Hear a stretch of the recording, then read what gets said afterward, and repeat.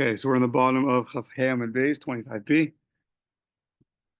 and we're going to start again from the 1, 2, 3, 6 lines down. Amr Rava. Rava says, Roish Amru Echad, Roish Amru, this shepherd that we spoke about, which is invalid for testimony. Echad Roa Behema Dakav, Echad Roa Behema Gasa. It doesn't matter if you're watching a big animal, you're a herder for a big animal or a small animal. Either way, you're invalid to be a witness.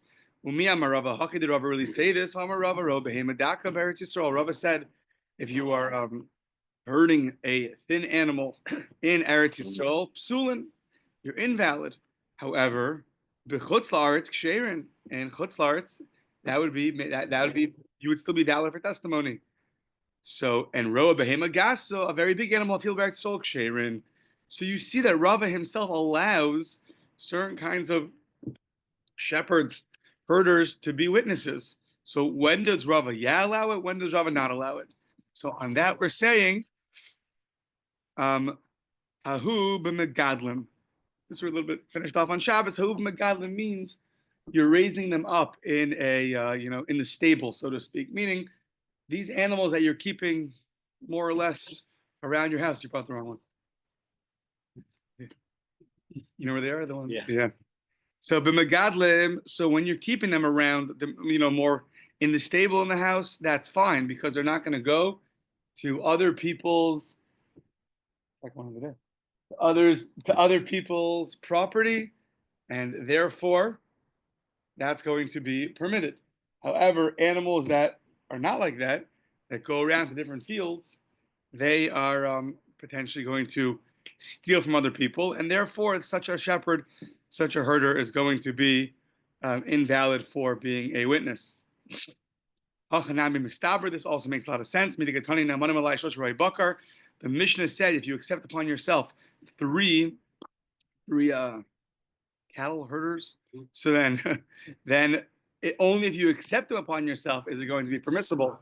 However, if you don't accept it upon yourself, then it's going to be invalid. So what does this mean? It says the ila eidos, if they're going to be witnesses, so that my lav eidos is not talking about they're invalid for being witnesses. So only if you accept them, but if not, they're going to be invalid. We said no, lo ladina, they're invalid to be judges, but witnesses they could be, if it's the kind of shepherds that are having like what we just said, that they keep the animals, in the stable but not going grazing around people's fields. It says 3 cattle herders. Why 3? It's not for witnesses, rather it's for judgment. So it sounds like you could allow certain herders as long as they're the ones that keep the animals, in the stable and not around in the fields. So the elamai ladina. So says the Gemara, the elamai ladina. What you think you could, if that 3.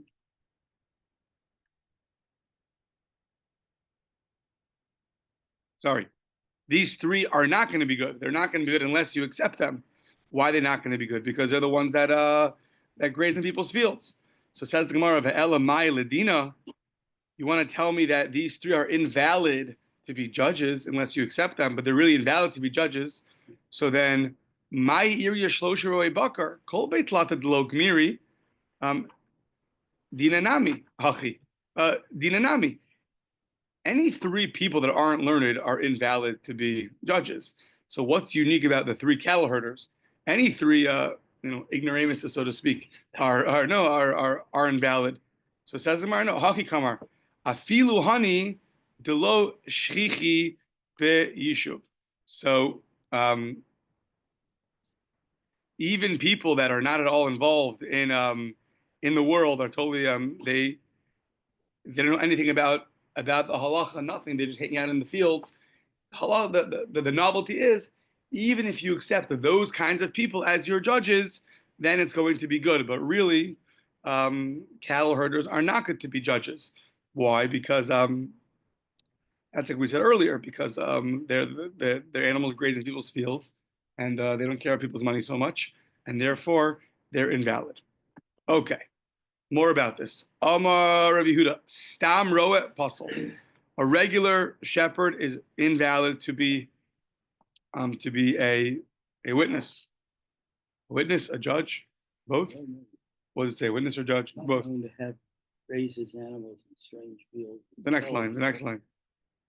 Not known to have expropriated more than the assessed. Was saying he's invalid for witnesses or invalid for being a judge? Or both? Invalid. Just ineligible. Ineligible. I think for both. Okay. Yeah. Stam Roe Apostle, Stam Gabai Kosher here is talking about the tax collector.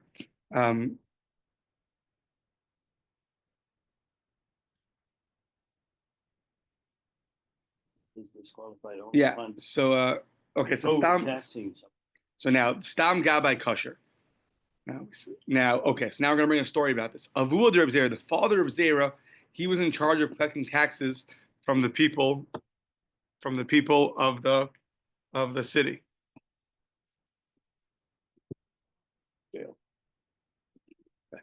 I'm free. So Avod Reb Zera Avod. Have a breakout. He's Avod Gabi Yusa, Tleisar Shnin. So he would be the Gabai, meaning he would collect the taxes, whoever the non-Jewish ruler was, for 12 years. 13 years, sorry, 13 years. So Kiavi Asiresh Nahara Lamasa, when the head would come to the city, so before, when he saw him coming, he would tell everyone, Kiavi Chazi Rabbanan. When he saw the rabbis, he would tell them, Amar Lehem, Leich Ami Baba Chadarecha. From Yeshaya. He basically tell him, come and gather up inside, meaning when he comes, we're going to see that there's not so many people in our town. So since there's not so many people in town, so it's going to be less taxes. So go hide. When he saw regular people, not the rabbis, he would tell them, the head is coming. What's going to happen? Brother from Abba.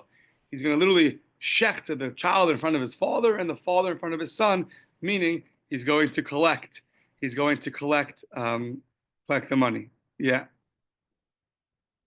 They point out that to the rabbi, he said it explicitly because he's not worried someone's going to rattle on him that he's doing this. But to the average person, he was nervous, so he said it more in a parable form of shechting. Okay, now what happened was umigzu kule alma, so everyone went to hide.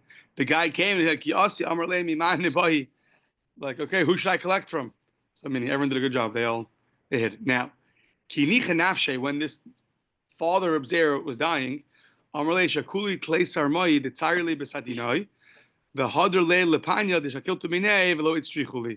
so he took, at some point, he took more money than was necessary, but on his deathbed, he said that he should return it. He should return the money. So this is a proof that there are gabais, tax collectors, that are valid to be witnesses, because you see that they're honest. They don't always keep the money for themselves. Yeah.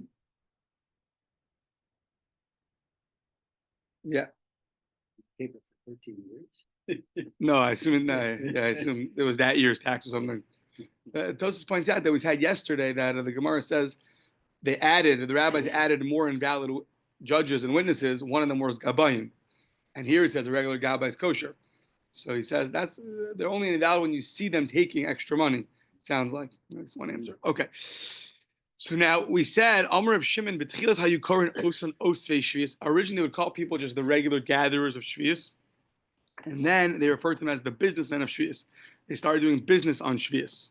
So now, my kamer, Amar Yehuda Haki kamer. What does that mean? This is what it means. B'tchila hayu omer osvei shvius ksherin sochrin psulin. Originally, people would gather food from shvius. That's totally fine. They were kosher, and the businessmen who would take the money and do business with shvius, they would be invalid. They would be invalid. So, Misharabu, Mamti, and Mos, Lanim, Vazlanim, Vasfilahu, Umaisi, Chazrulomar, Echadzev, Psulin. What would happen was people started starting to tell poor people have a right to go to Shvius. Listen, bring me back the fruits. I'll give you $50. Okay, great. So that's how they would do business. So once they saw that this was happening, then they invalidated. Then they invalidated even the collectors of shvius, because there was too much of a worry that every guy's making money off shvius, and that's not allowed. So Kashu ba b'nei Rechava. So the children of b'nei Rechava had a difficulty with this because hay mishirabu ha'anasin. It's mishirabu ha'tagrin. It shouldn't be once the oppressors increased. It should be once the businessmen increased. So mi ba'ilei. So it's a nice explanation, but it doesn't fit with the Mishnah so much. So rather like this, really, they said originally everyone's invalid, the collectors and the businessmen. Mishirabu ha'anasin. Once the oppressors increased, who's that? Umayin ninu, Arnona. Those are the tax collectors that get for the king's tax, So once they increased, Kidimachas Rabbi Yana, like Rabbi Yana announced, Puku v'zaru b'shvius mishum Arnona. Everyone should go out and plant during shvius because of Arnona. So then Chazru Lomar Osvin Ksherin and Sochrin Psulin. Then they went and they allowed and they said that the collectors of shvius are going to be permitted, while the businessmen are going to be pasul. Now, what changed with their meaning? The question is, how do you allow them to go plant during shvius that you're not allowed to do? You can't plant on the seventh year, but either it's rabbinic nowadays, and he allowed them, or because it was pikuach nefesh, they're going to get killed if they don't. But basically, once the king came and needed money, so you had very little options. You had to plant during the seventh year. Now, how is that allowed biblically? It's not allowed biblically, it sounds like. But rabbinically, they waived the rabbinic restriction. In this case, or Tosa says it was a real case of pikuach nefesh. Your life was on the line. If you didn't do it, he would put you away. So then they allowed people to collect from shvius, because then collecting was totally fine.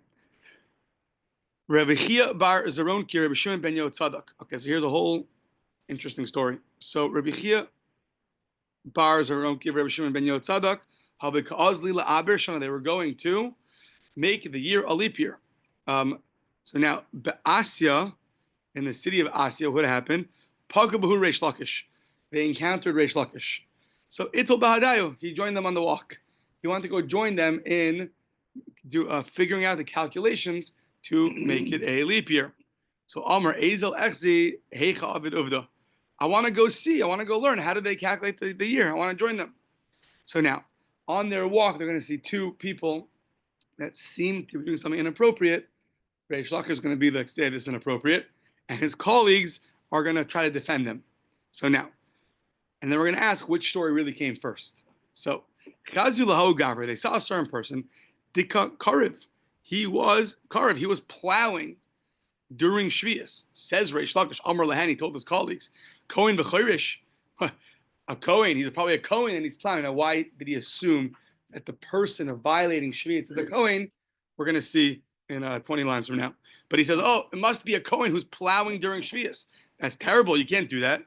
Amrulo, they said to him, Yacholomar agiston ani besocho. Maybe he'll say that I'm really just like a worker for somebody else, and it's a non-Jew's land.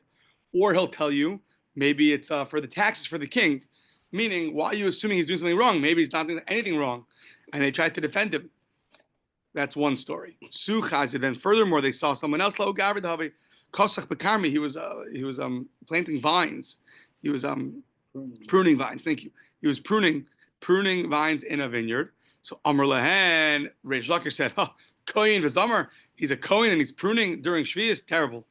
So Amr Lo, they said to him, Yachol Lomar la'akil beisavadani tzarich. Maybe he's just saying that I need to do this for the olive press. It sounds like for netting for the olive press, which seems to be allowed. So yeah. So Amr Lahem. So now the word netting was la'akel. However, Reish Lakish, and you do a play on words. Amr Lahem halev yodea im la'akel im la'akokolos. The heart knows if he's doing it for netting or he's doing it to just be over the halacha, to do something wrong. To what? For perversity. Okay, so that's the same word, the akel. So now, those are two stories. Reish Lakish saw someone doing something wrong, and they tried to defend him. Says the Gemara, who came first? Meaning, which story happened first? Hey, Amar Lahu, Bereisha. So says the Gemara, Ilay Mahak Kamaisa, like the way we read it. The first guy who was plowing came first. So Amar Lahu, Bereisha. So Ilay Mahak Kamaisa, Amar Lahu, Bereisha. So now, Hanami Lemru, Agiston Ani Besocho. So the first story, what happened was the excuse was maybe just a worker. So the question is, why didn't they use that same defense the second time? Why just the first time? So Ella Amar Le Bereisha V'Hada Amar Lehu Hach. So really, it sounds like the first story was the one with the olives. He's making a net, and the second story was where he said he's a worker. Meaning that was a better defense. That was the better defense. If that was the better defense, if you used it the first time, you should use it the second time. Must be that better defense was they used second. In the beginning, they had a different. They used a different defense. Okay, so fine. Now, Reish Lakish accused this person who was violating Shvius in his eyes to be a Kohen. Says the Gemara. So Ma'ishna Kohen. Like, why do you assume that the Kohanim are the ones that are suspect of violating Shvius? Mishum de Chashidei Shvius. So says the Gemara that the Tanya saw a truma. Shenafla lemeya sayin shel Shvius. You have one measurement of truma that falls into 100 measurements of Shvius. Now we know there's different measurements of nullification. Here we know, right? 1 in 60. So by truma, it's 1 in 100. 1 in 100, and it's considered nullified and it's permitted for everybody. Less than that, it has to go to only a Kohen can eat it because it's truma still. So now, saw truma shnafla lemeya sayin shel Shvius. So Tala, it's good. You can raise it up, meaning that it's going to be nullified. Pachos mikan, less than 100, 1 to 100, ratio yirkavu. Let it rot. Let the truma rot. Says the Gemara, v'havinam ba'amai yirkavu. Why let it rot? Yim kirenu lekohen b'demei truma. And you could sell it to a Kohen b'demei truma, meaning truma wasn't sold for so much money because only a Kohen could eat it. So very select few people that could buy it. You could sell it to Kohen for cheap.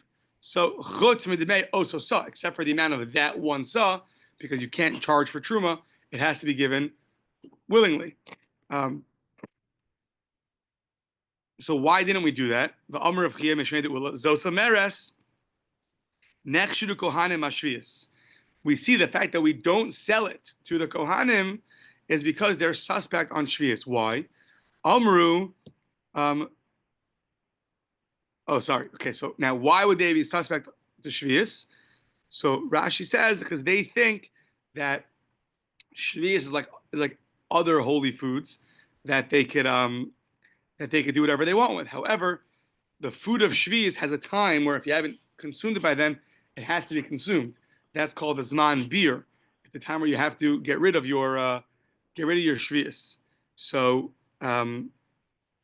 they would assume it's like everything else that they get, truma, other things, and they would hold on to it for longer, and therefore, that was incorrect. So therefore, we don't want to sell them the money of Shvius because they're going to mistakenly think that, oh, there's like everything else that's holy that goes to me. I keep it for as long as I want, but however that's not true, and therefore we avoided selling them truma. Therefore, Reish Lakish assumed that this was the guy was a Kohen. Okay, so now these colleagues that are with Reish Lakish, they said, Amra Trudahu Din. He's really disturbing us. You know, he keeps pestering us. So Kimatu Lahasam, what happened? Salika, they went up to the attic. Right, that's always their office was the attic. And what they do, Shaful Darga Mitute. And they removed the ladder from under them so Reish Lakish couldn't join them in the attics. So they say no man left behind except for here. He was left behind. So now Reish Lakish goes to his, his chavrusa, so and the head of the Jewish people in Israel, he says, also come to Rabbi Yochanan. He tells Rabbi Yochanan, Amar lo b'nei adam achashudim al shvius kisheir la'aber shana. He said, I have a question for you. People that are suspect on violating shvius, Are they kosher for for calculating the extra month of the year? I mean, these two guys I was with, they kept defending this guy being over Shvius. Now we're going to trust them to calculate our year. So Rabbi Yochanan told them, Hadamar lo kasha, not a problem. Lo kasha limidi. Why? Because we had earlier, 6 daf ago, that the rabbis overheard three shepherds talking about calculations, and they relied on them, and they used it. They took what they said seriously and based it off that. Havo ashlosh roi bakar, and what happened? We had the three cattle herders. Thank you, Rabbanon Akshavinu, and Achushbenayu Samach, and the rabbis relied on their calculations. So Reish Lakish told them back, Hadamar lo dami. That's not the same. Hasam Hadur Imnu Rabbanon v'ibru laho shasa. But hacha it's kesher rishayim hu. The kesher rishayim eino min a minyan. So there, it wasn't that the cattle herders were the only ones. They weren't deciding the law. They were taken into consideration, and the rabbis decided. But here, it's a kesher rishayim. It's a not. It's a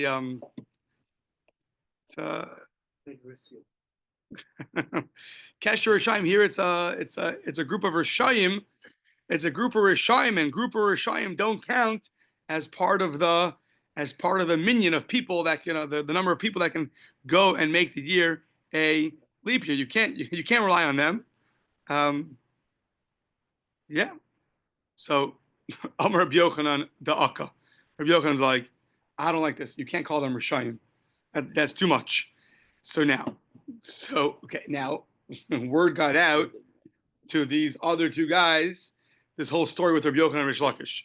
So now they went to Rabbi Yochanan. Yeah, exactly. I was thinking the same thing.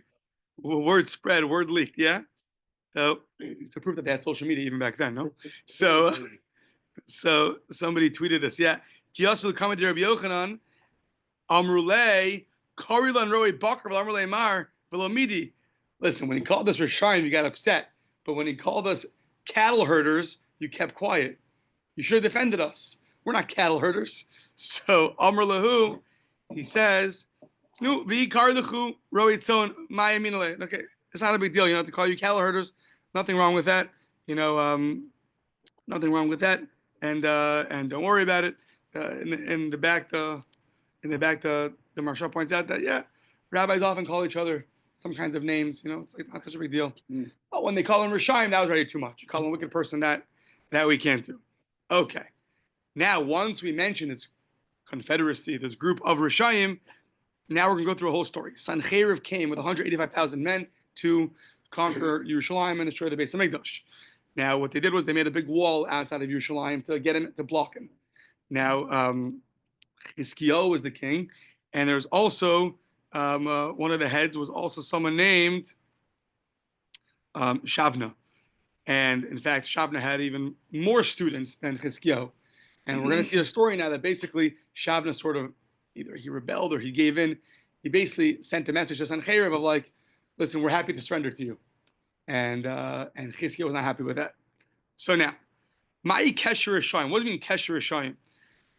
So here's what it means. Shavna have darish betleisar rabusa. Hiskiel have darish bechatzar rabusa. One had 113,000 students, and one had 111,000 students. Yeah. 130,000 and 110,000. So Shavna had 20,000 more students than Chizkiah. So when he gave Shir, he gave it to 130,000, and Chizkiah, the king, gave it to 110,000. I think the biggest Shir in the world nowadays in the mirror is 9,000. No, not 9,000. 1,000, 2,000, 900 people. 90,000. Okay, so this is more than that. So Kiyasa Sanhedrin Vitzarla the Yerushalayim Sanhedrin came and surrounded Yerushalayim. So Kosav Shabna Pascha, he wrote a note and Shad the Begira, and he sent it with an arrow. I mean, he shot the note over the wall. So and what does it say? It said Shabna Visiato Hishlimu, Chizkiah Visiato Lo Hishlimu. So Shabna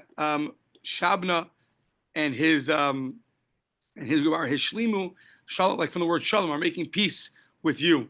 And but Chizkiah and his contingency, they're not making peace with you. Shenemar Kine Harishayim Yidrichu Keshet Konu Chitzim Al Yeser.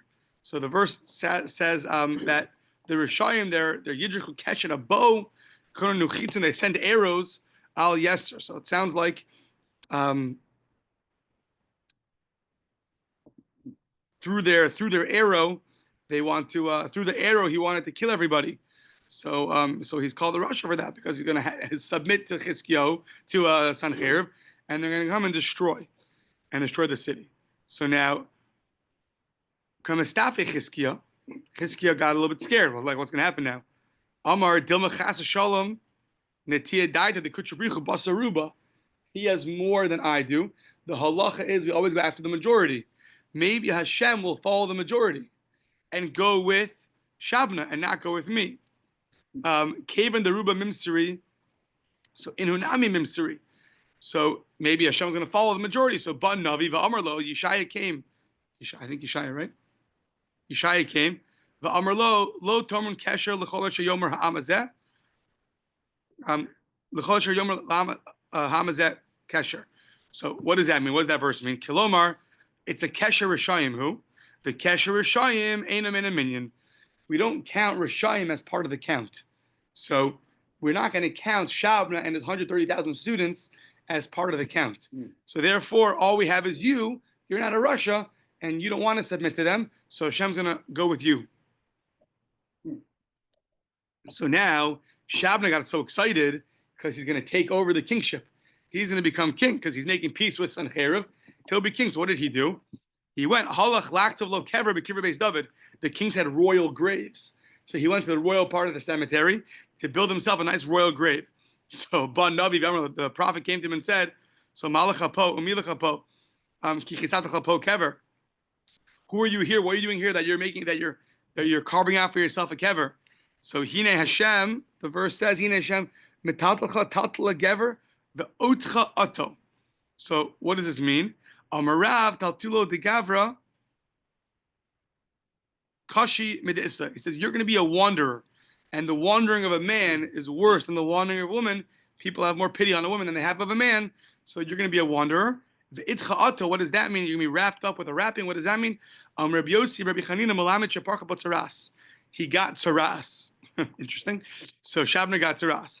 So how you know that the word ato, ato means tzaras? So it says here, he was wrapped up. It says over there by in Vayikra, by the pasuk tzaras, the same word of wrapping. So therefore, that's what it means. Okay. Now, tznof yitznafef tznafa kador eretz rechavim yadayim. Another verse in Yeshaya, tznof yitznafcha tznefa kador el eretz.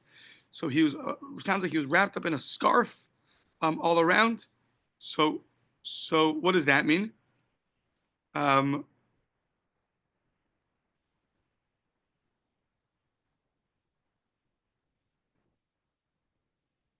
Oh, so the end, because we need the end of the verse. The end of the verse says, "V'shama markavos kvodecha," and there are the chariots of your honor, kolon beis adonecha, but the disgrace for your house, for your royal house. So what does that mean? What was disgraced? So Tana hu bikesh kolon beis adonav. He wanted a disgrace for the royalty for Chizkiah. Lefikach napach kvodo lekolon. Therefore, his own kavod, his own honor, turned into kolon. Why? What happened? Is this interesting? It's a bad ending. Don't go against the righteous kings. Not worth it. Kihavei Nafik, when he was leaving the city, ready to go and join up with Sancheriv, so Asa Gavriel, so Shabna left, and then Asa Gavriel and closed the door. He closed the door behind him, so none of his men could leave the city. So you have Shabna on his own now, looking like a fool, in front of Sancheriv, with nobody behind him. Turning the page. So Amrulei. So now, Mishar Yascha Heicha, where is your contingency that you're surrendering with, making peace with us? So Amar Hadrubi. It sounds like they retracted, because it sounds like he didn't know that Gavriel closed the door. So he assumes that everyone turned their back on him. So he tells Sancheriv, sounds like Hadrubi. So Amrulei Imkein Achok Kamchachab. So it sounds like you're making a laughing stock out of me. You sent me a note to make peace with me. You walk out and no one's with you. So you're making a joke out of me? So here's what we're gonna do. So ben nakvu ba'akvav, they made a bunch of holes in his heels. V'taluhu bezan ve'suseim, and they hung him on the tails of the horses. V'hayu megarin aso ala kotzim, and when they drag him along the thorns, v'hala barnakim. I don't know, different kinds of thorns. Thistles and thorns. Yeah. Yeah, not so pleasant. So, Amr Balazar, Shabna Bal Hanahaya. You should know, by the way, Shabna was a Bal Hana. He loved pleasure. Either means that he was sounds like regular pleasure, Rashi says, or that he was very into other men. So, two interpretations what it means Bal Hana. Ksiv hacha leich ba el hasoichin hazeh, v'ksiv hasam vatehi lo sochenes. It says, go here to the sochen hazeh. The word sochen is going to imply pleasure, but to he lo sochenes, so to when David Melch was at the end of his life, so there was a lady that came and sounds like she gave him warmth, so she would warm him. So the word means pleasure. So he was very into pleasure. Okay, ki ha shasus yeheirasun. The word shasus was destroyed. Tadik mapol. What's a tzaddik going to do? What's hashasus? Rabbi Yehuda, Rabbi Ina, Chadamar, Ilu Chizkiya, V'siyato, Neherasim, tzaddik mapol. So some say, if Chizkiya and his group would have been destroyed, so tzaddik mapol, tzaddik here means Hashem. Like, what would Hashem have done? He would have allowed that. He would have, yeah. Tzaddik mapol. How would Hashem have acted? Meaning, would He allow such a thing to happen to let Chizkiya and his chaver be destroyed? That's one opinion. V'chadamar ilu beis hamikdash yaras. If the beis hamikdash was destroyed, tzaddik mapol, would Hashem really allow the beis hamikdash to be destroyed on Sanhedrin? You know, would He? Where is the actions of Hashem? It's like a question. Where are His actions? Where are His? You know, how did He allow such a thing to happen? If it would have been destroyed, that's what we would have asked. Tzaddik mapol, like where? Hashem, where are you? Where are your actions? So to save us. The Ula Amar, a third interpretation. Ilu machshevosav shel osa Russia, eina neherasos. So now the word shasos here we're interpreting now to mean thoughts. If the thoughts of that Russia, eina neherasos, would not have been destroyed, so then tzaddik ma'pol. Tzaddik ma'pol. If they would not have been destroyed, then they would have been succeeded. So now it's referring to Chizkiyahu, tzaddik ma'pol, meaning where was the reward for Tzidkiyahu's righteousness? So where was what? What would he have achieved? Meaning what? I mean, if he'd have been destroyed, so what does he gain from his righteousness? Okay, now three interpretations. Either shasos means Chizkiya, Beis Hamikdash, or thoughts. The third interpretation that I understand, it says that your thoughts were destroyed.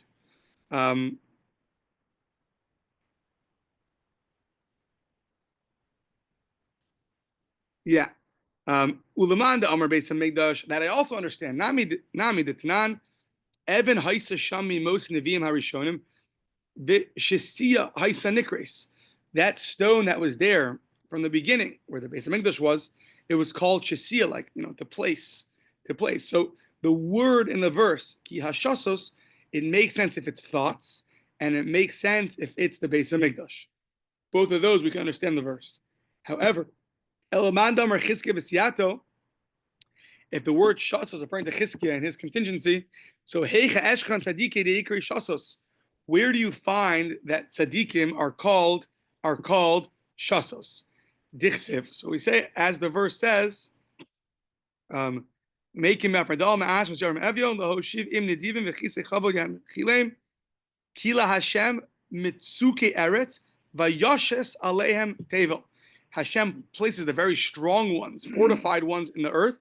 V'yashes aleihem tevel, and he v'yashes aleihem tevel. What does that mean? V'yashes aleihem tevel. He founded upon them the earth, meaning through the righteous ones, the world was founded. Meaning, or it's standing on them.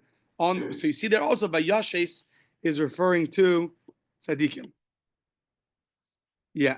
Okay. Now, once we mentioned how much the world needs tzaddikim, we're going to go down this route. Maybe another verse. What's the other verse say? Gam zos mim Hashem tzavakos. So this also from Hashem. Yotze hifli eitza higdil tushia. So now, what does it mean higdil tushia? So hifli eitza is what Hashem.